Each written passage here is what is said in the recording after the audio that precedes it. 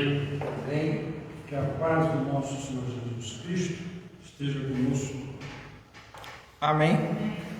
Vamos fazer uma oração para dar início à nossa história. Deus Pai, abençoa-nos para que nós possamos entender a mensagem que aqui será proferida. Amém. Queremos também agradecer, Senhor, o dia de hoje foi um dia especial às mães, quando na verdade o dia de mãe são todos os dias.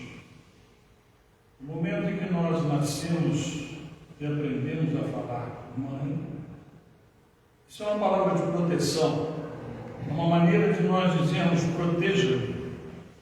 E isso são todos os dias. Nós o chamamos de pai, quando na verdade o Senhor também é nossa mãe, porque o Senhor é amor. E diz que mãe é amor. Se mãe é amor, pai é amor. Amém. O Senhor é tudo em nossa vida. Nossa mãe, nosso pai, nosso irmão, Jesus Cristo. E assim nós agradecemos, meu Deus, pelo Senhor ter nos criado e pelo Senhor nos manter neste caminho, estudando a sua palavra e purificando os irmãos com a sua palavra também a cada dia que passa. Te pedimos, Senhor, que acompanhe nossa trajetória neste mundo com graça e com muito amor também. Pedimos isso, Senhor, em nome do seu Filho amado, Jesus Cristo. Amém. Amém. Bom, tem certas vezes em nossas vidas que nós fazemos, nós não queremos determinadas coisas. E o fato de não querermos determinadas coisas acaba nos tendo consequências.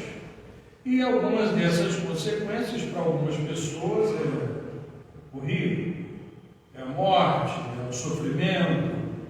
E alguns assistem, alguns aplaudem, né, por causa da maldade, por causa da inveja que existe no coração. E o que nós fazemos? Nós, cristãos, buscamos a Deus. E assim nós conseguimos nos livrar de muitas transgressões que existem, né? Hoje, por exemplo, nós vamos falar do 15º capítulo do livro O Grande Conflito.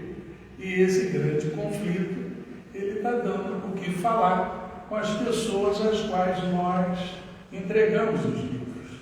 Algumas pessoas acham muito difícil de entender, muito difícil de ler, muito difícil de aceitar, mas é uma história, é uma verdade, né? A irmã Ellen White, que é a profetisa da Igreja Adventista, ela recebeu isso de Deus. Essas mensagens, elas não foram inventadas, elas foram criadas, e inclusive muita coisa, todas elas dentro da Bíblia. Nós procuramos estudar o livro Grande Conflito junto com a Bíblia, né?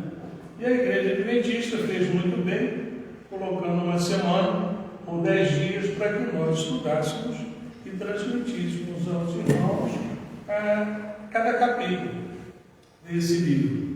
Mas foi, de uma certa forma, resumido. Nós estamos hoje no sexto capítulo do sermonário que a Igreja Adventista criou para nós levarmos essa mensagem, entendermos melhor essa mensagem. E hoje é uma mensagem sobre um lugar que não aceitou definitivamente a Bíblia quando houve a Revolução. E essa revolução, que, como diz a Bíblia, foi uma crucificação nova de Jesus, e nós vamos falar um pouco sobre isso. Ela está... E começa assim a nossa história. No capítulo 11 de Apocalipse, versículo 8.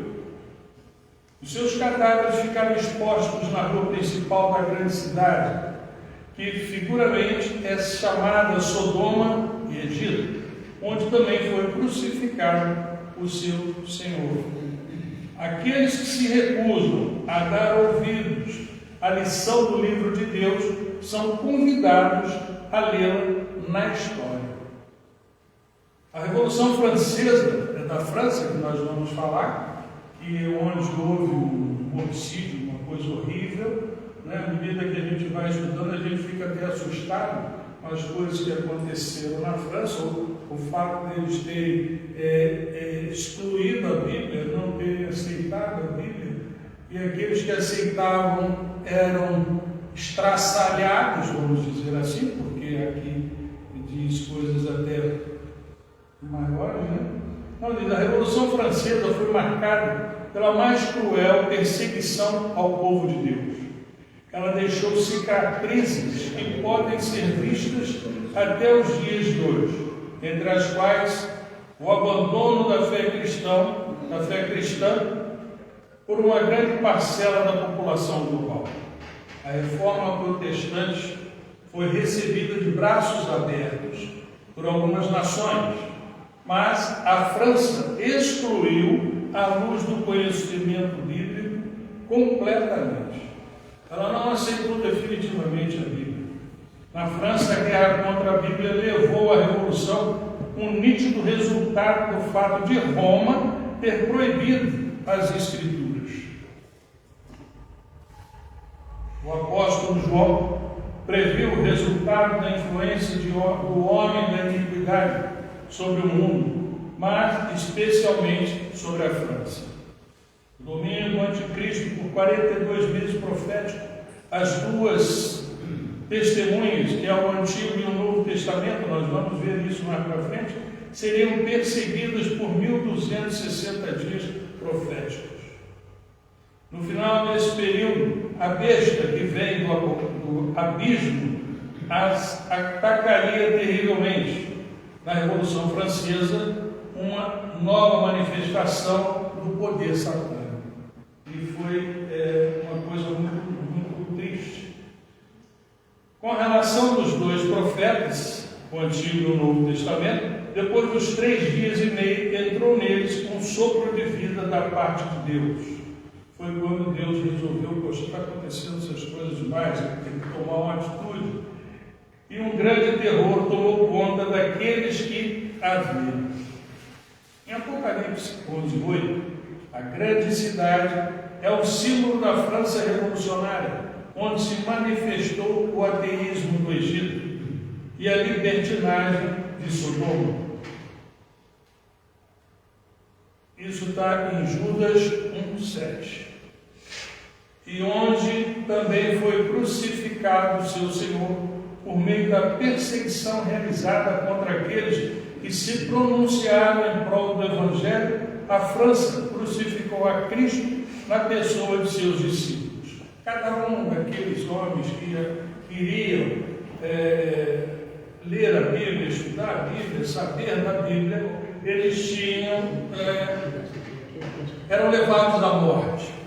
Não era aceito que eles tinham estudos bíblicos, que eles tinham a Bíblia, e por onde eles estavam, a Roma chegava até eles, a França, o poder da França chegava até eles e os matava, decepando, cortando braços, pernas, era uma coisa horrível. Portanto, na Revolução Francesa, na Revolução Francesa se cumpriu a previsão de Apocalipse 11, que é o ateísmo, a libertinagem e a perseguição.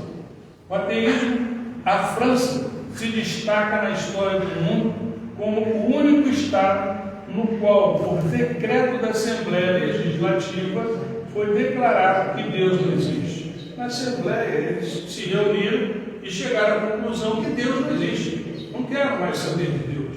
E ninguém aqui mais vai saber de Deus, vai procurar quem Ele é, o que é, por quê. Então isso foi decidido numa Assembleia. Portanto, a Revolução Francesa se cumpriu a previsão do Apocalipse 11, que foi o ateísmo, né? deixaram de acreditar em Deus. Foi decidido por Assembleia que não acreditariam mais em Deus. A libertinagem, em íntima associação com essas leis que afetavam a religião, estava o decreto que reduzia a união do casamento, e nada mais que um contrato civil de caráter temporário. Então o casamento deixou de ser casamento, não existe mais casamento. Eles vão se juntar, vão ficar juntos um tempo e na hora que não quiserem mais, acabou. Entendeu? Então também foi decidido isso, no caso da libertinagem. Sophia Arendt, uma atriz famosa por dizeres espirituosos, descreveu o casamento, descreveu o casamento daquela era como o sacramento do adultério. Já pensou? Nós não estamos, de uma certa forma, vivendo isso hoje, totalmente, mas tem muitos lugares, muitos casais, muitas pessoas que estão concordando com isso, estão vivendo isso.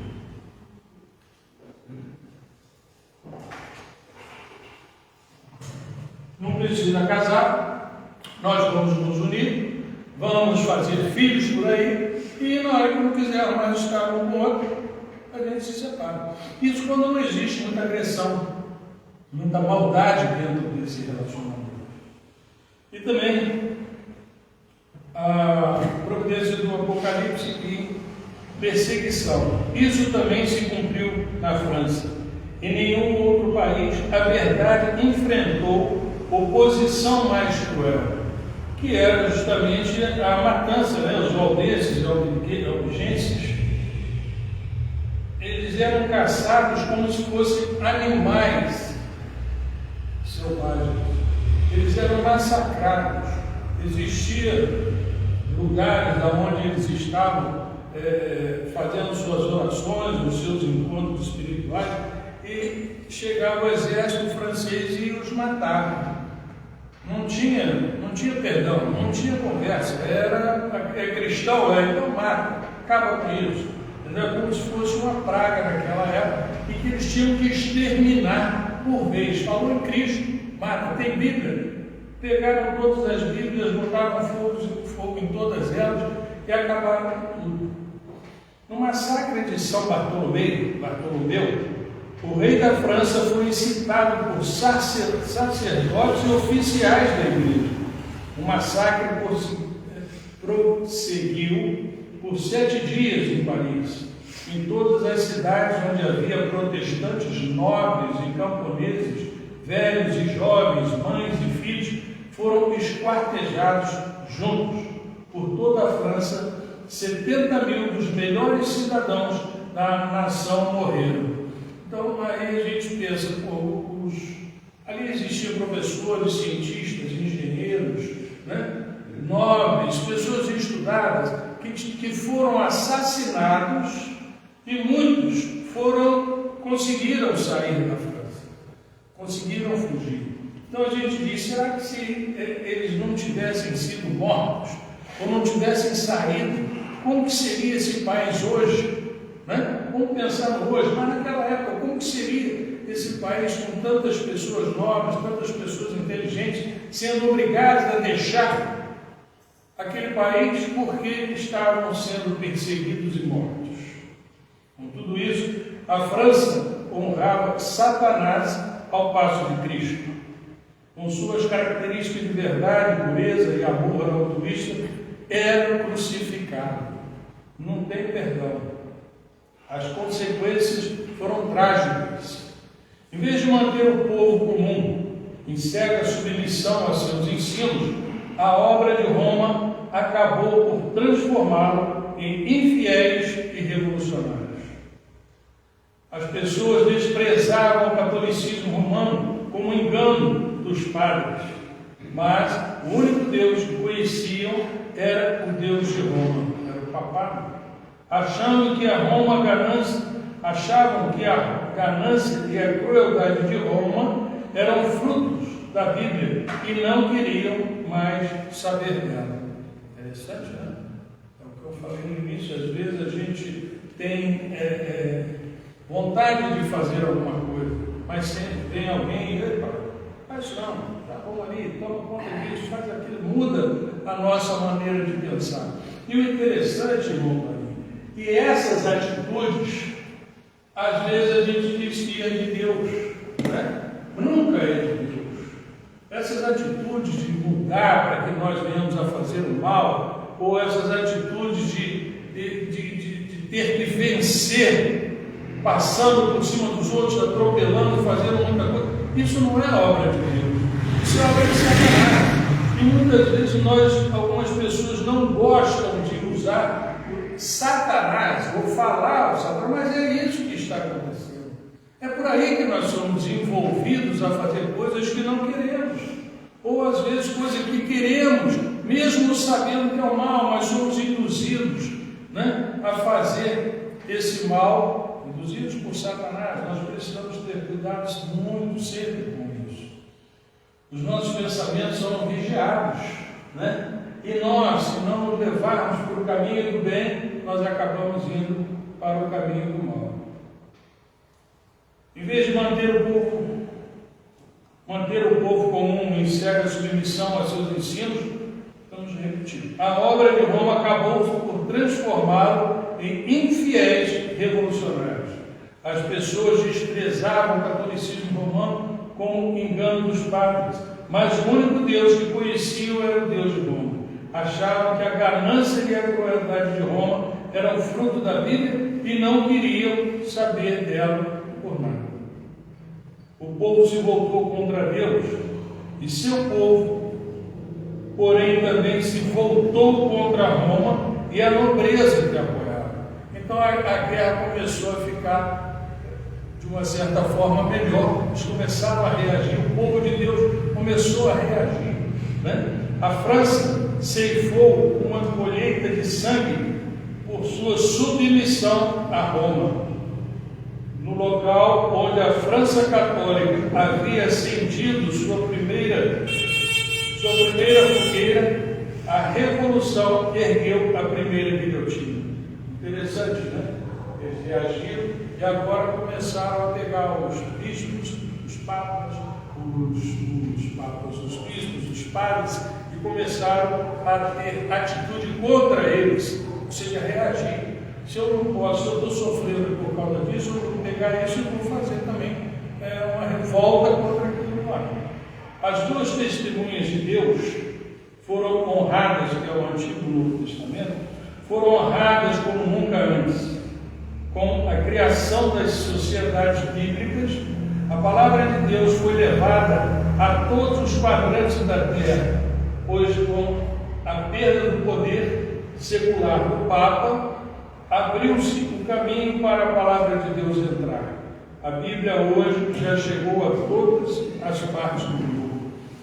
Então, essa revolta que os cristãos começaram a ter com aqueles que estavam maltratando, fez uma reviravolta, né? Então eles começaram a ter o sucesso de levar a Bíblia para lugares mais que precisavam, né? E inclusive ter a casa de um deles, eu esqueci o nome dele agora, que era contra a Bíblia. Hoje a casa dele é uma editora que manda Bíblia para todo mundo. A verdadeira liberdade, irmãos, só pode ser encontrada dentro dos limites da lei de Deus. Até a transgressão de uma lei reta e justa resulta em ruína. Se nós não seguirmos corretamente a lei que é reta e justa, a lei de Deus, nós acabamos em ruína, porque o nosso pensamento começa a ser mudado, as nossas intenções começam a ser mal interpretadas pelas pessoas e nós começamos a acreditar nisso e nós acabamos sofrendo as consequências por não termos seguido aquilo que Deus falou. A nossa história, mais uma vez, quero falar com aqueles irmãos e irmãs que não estão aqui na igreja, deveriam estar, mas não estão, e aquelas pessoas que nos assistem, que não fazem parte ainda da igreja adventista, as consequências de se posicionar contra Deus e sua palavra é perigoso. De qual lado você pretende se posicionar? Contra Deus e sua palavra? Dos opressores e inimigos da fé, como Voltaire, é o nome que eu tinha esquecido. Ele era contra a Bíblia, ele era contra Deus, e a casa dele hoje é uma das editoras maiores da Bíblia, e pegaram a casa e fizeram aquilo. Não foi nem uma pirraça, né? Mas foi uma vitória, né? Para mostrar que Deus é vitorioso. Ou irmã, você quer ficar do lado daquele que pode te dar a salvação, que pode fazer com que você participe conosco como herdeiros da salvação. Venha para a igreja adventista. E você, irmão, deixa eu aproveitar e falar para alguns irmãos. O nosso grupo de estudo aos domingos não é só para alguns irmãos que têm participado conosco, é para todos. Todos aqueles irmãos que vêm na quarta-feira, que vêm no sábado, deveriam estar na nossa igreja também aos domingos. Domingo que vem nós vamos para o 7º capítulo do Sermonário e vamos para o 16º capítulo do livro O Grande Conflito. Eu espero, irmãos, que nós tenhamos a igreja cheia no domingo. Participe conosco, não só pela internet, é gostoso, é aconchegante você ficar no conforto da sua casa, mas aqui é a casa também que você é querido, você é estimado por aquele que te criou, meu Deus. Então venha fazer parte conosco, venha um dia sentar na cadeira aqui no domingo, para perguntar, para conversar, para ouvir pessoalmente essa palavra. Amém. Eu gostaria que todos estivessem aqui comigo. E assim nós terminamos por hoje, nossa mensagem, e o hino é...